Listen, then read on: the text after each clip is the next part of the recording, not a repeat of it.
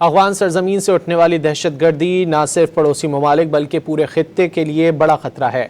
عالمی جریدے دی ڈپلومیٹ طالبان رجیم اور علاقائی اور عالمی دہشت گرد تنظیموں کے اتحاد کو سامنے لے آیا۔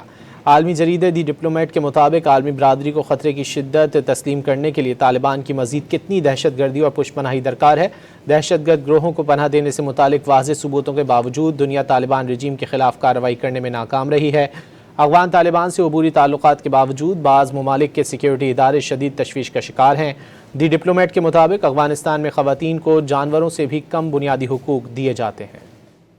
افغان سرزمین سے اٹھنے والی دہشت گردی نہ صرف پڑوسی ممالک بلکہ پورے خطے کے لیے بڑا خطرہ ہے۔ عالمی جریدے دی ڈپلومیٹ طالبان رجیم اور علاقائی اور عالمی دہشت گرد تنظیموں کے اتحاد کو سامنے لے آیا۔ عالمی جریدے دی ڈپلومیٹ کے مطابق عالمی برادری کو خطرے کی شدت تسلیم کرنے کے لیے طالبان کی مزید کتنی دہشت گردی اور پشت پناہی درکار ہے۔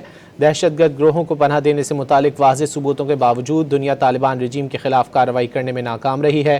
افغان طالبان سے عبوری تعلقات کے باوجود بعض ممالک کے سیکیورٹی ادارے شدید تشویش کا شکار ہیں۔ دی ڈپلومیٹ کے مطابق افغانستان میں خواتین کو جانوروں سے بھی کم بنیادی حقوق دیے جاتے ہیں۔